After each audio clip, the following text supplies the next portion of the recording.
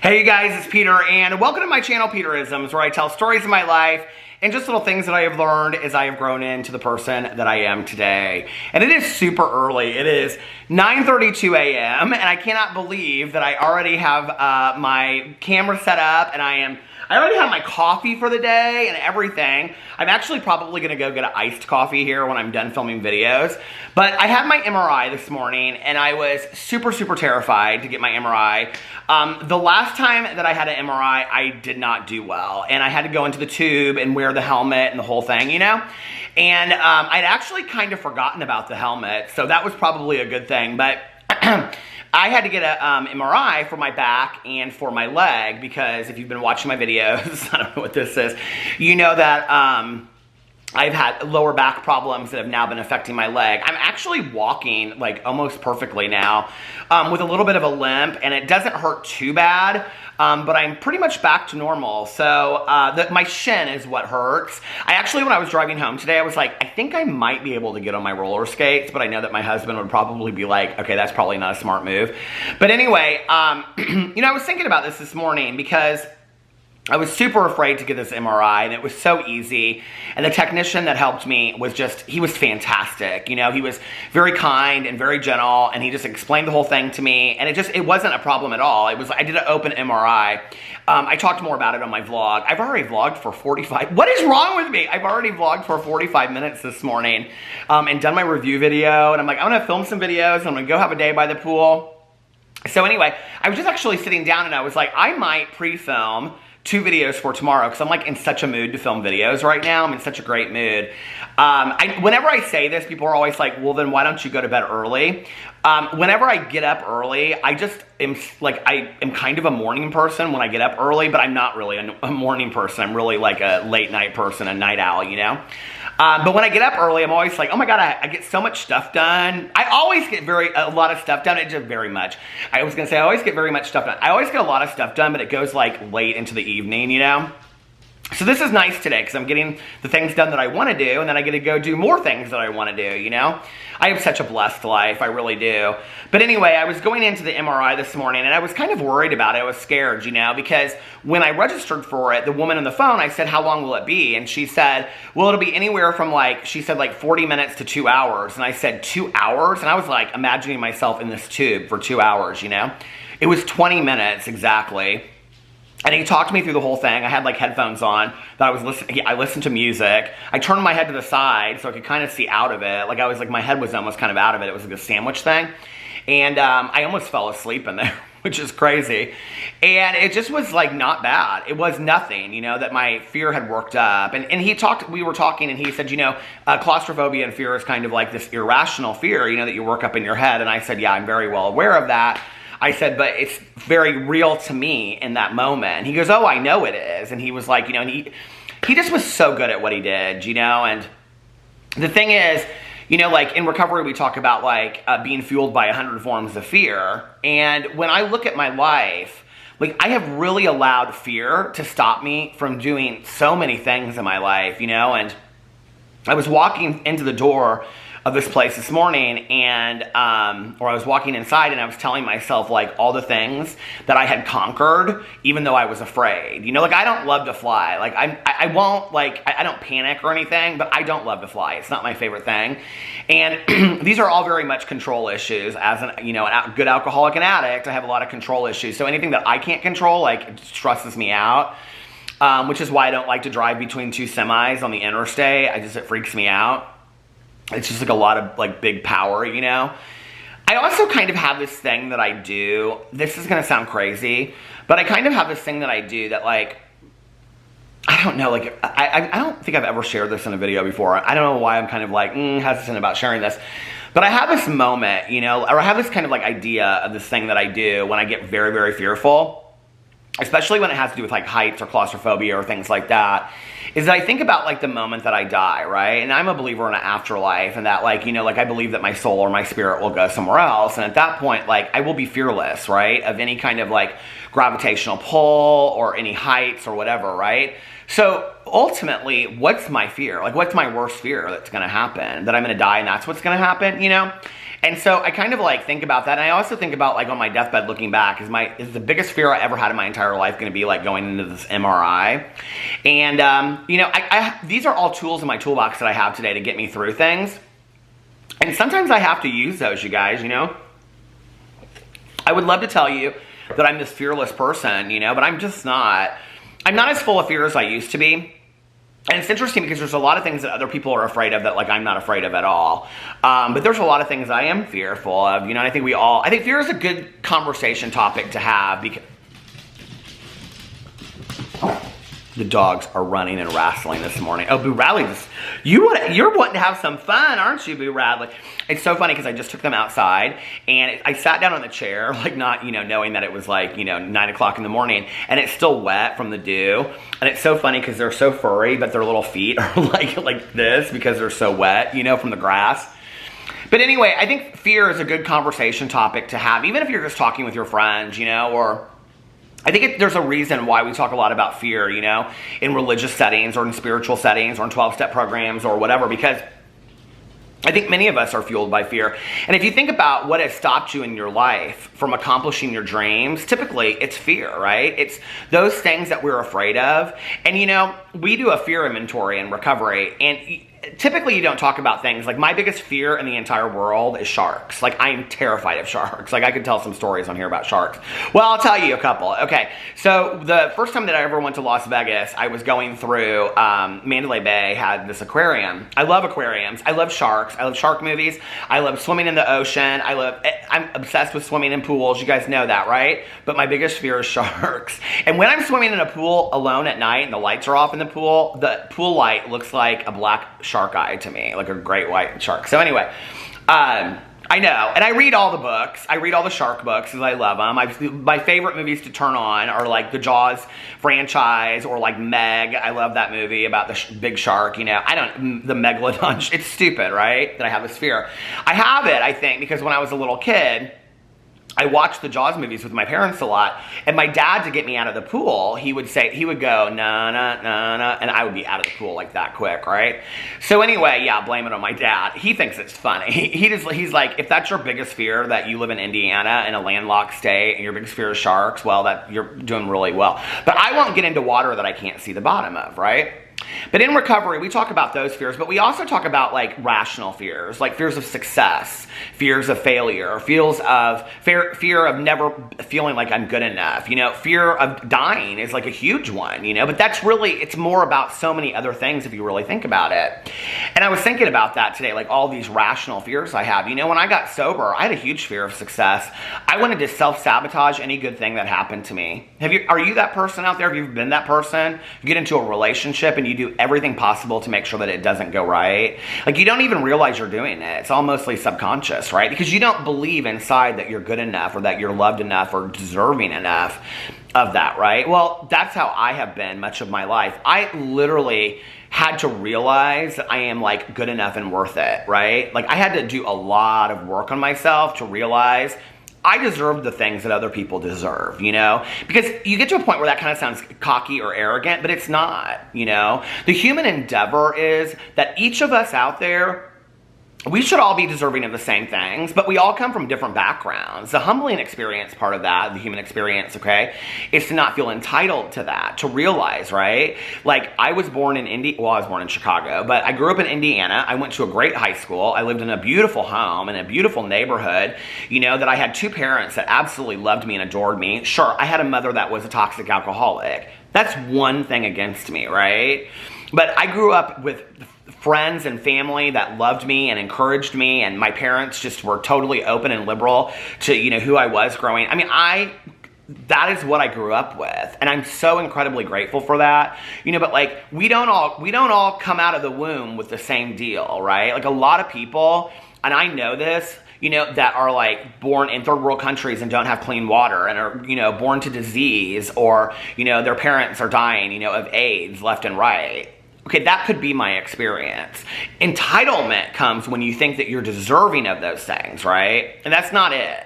But Because no matter how hard somebody like that works, probably they're not going to be able to achieve the same things that I'm going to be able to achieve. And that's where I have to come into a place of gratitude and grace and realize, but for the grace of God, there go I, right? Like that could be me if I was born somewhere else, or if I was born into a different circumstance or different, situation. That's why for me, like entitlement is such a huge thing. I have such a huge issue with people's sense of entitlement, because it's like, do you not realize how grateful you should be for like the circumstances that you've been given in your life?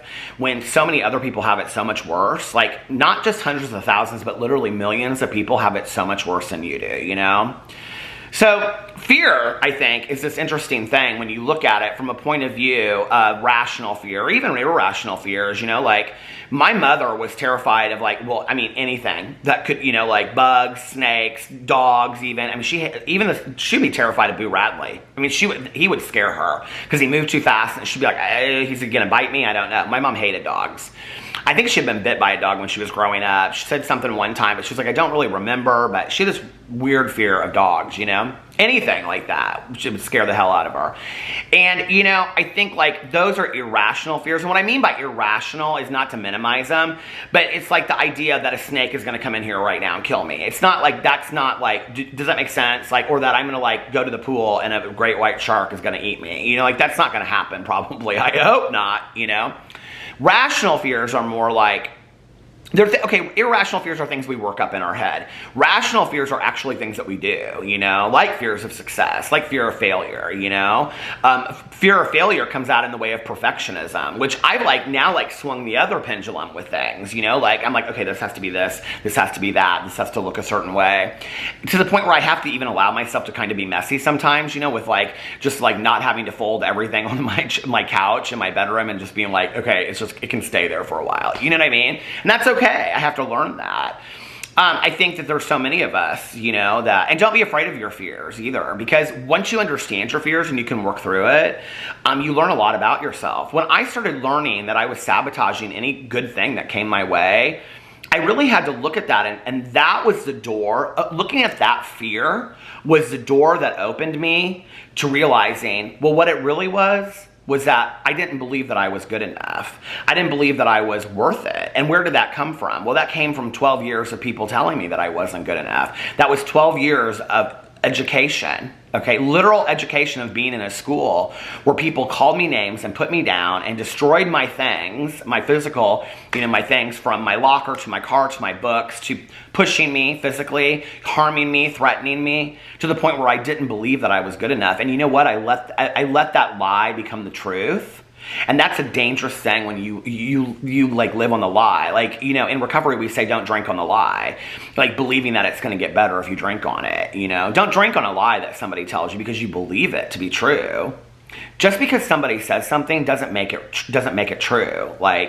We live in this world. It's so interesting that I have this drama channel, right? Because we live in this world, this social construct, of a social media where if somebody says something, well, then it must be true, and that's not necessarily the case, but it does make for, interesting conversation, doesn't it? And that's one of the reasons why I do the drama channel, because all of that is so very interesting to me, but more so when people tell you when you're growing up, that you're not good enough, or they display that in their actions and you believe that to be true, then you believe it inside, and then you take that in and you believe the lie, and the lie becomes truth. Have you ever done that with anything? I've done that with a lot of things, It's like when Toni Morrison was talking to Oprah, and Oprah was asking her about the number one tip for parenting or something like that.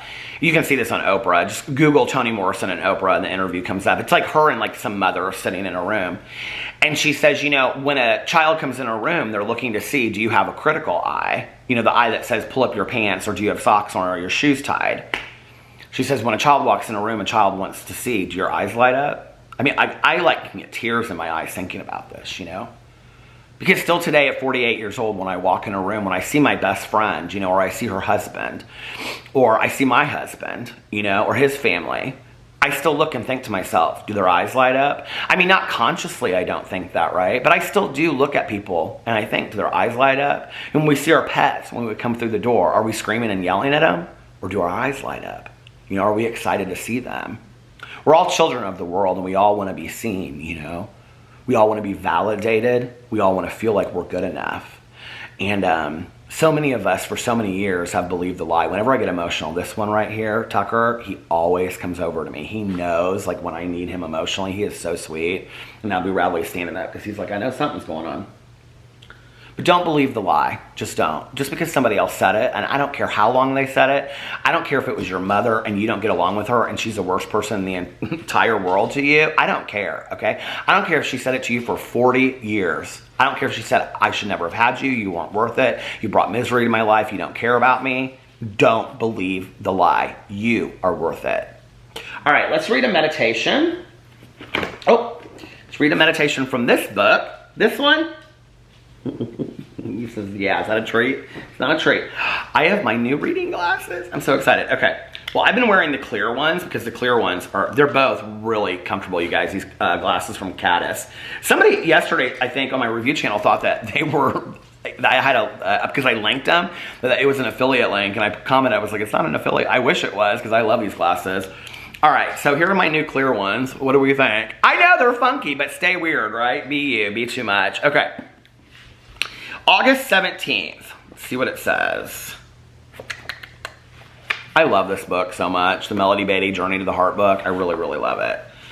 All right, August 7th. These glasses are so comfortable. August 17th. Let the shifts happen. I have to tell you, I haven't read these yet. I was going to come home and like sit outside and read my meditation books before I did the video. But I sat outside with the dogs and it was wet. So I was like, well, I'll wait a little bit. So if this... Because often, like, whatever I'm thinking about or what's going through with my head, and yes, I do realize that the ring light is reflecting off the glasses, but often what I'm thinking about or what's going on is what the meditation is about. So this will be interesting. August 17th, let the shifts happen. Am I crazy, or did Marilyn Monroe or Elvis die on the 16th? I think one of them died or had a birthday on the 16th. But anyway, August 17th, that was yesterday, Peter. Yesterday's gone. What's this saying? We always, you know, like in recovery, we say 1 foot into yesterday and 1 foot in tomorrow, and then you shit all over today. But it's like, what was that saying you always see on those like posters in class? Like, yesterday's gone and tomorrow's not here, something like that, and today is a gift. Okay. August 17th, let the shifts happen. I listened as the tour guide explained the crack, the huge gaping rupture in the Earth's surface as we traveled along Bryce Canyon. My mind traveled back to an earthquake that shook Southern California in January 1994. That was the year I got sober. I was sober less than a month. Earthquakes are reminders that life shifts, moves, changes places. Sometimes the shifts are gradual and begin slowly, like the gaping hole in Bryce Canyon that started with a tiny split. Sometimes, as in the California earthquake, the shifts happen in an instant. We don't know in advance about and can't plan for the shift. We don't know in advance about and can't plan for the shift. But there's one thing that we can count on. Just as nature shifts and moves into new shapes and forms, so do we. Sometimes our shifts happen suddenly. Other times they take place over years, beginning almost imperceptibly.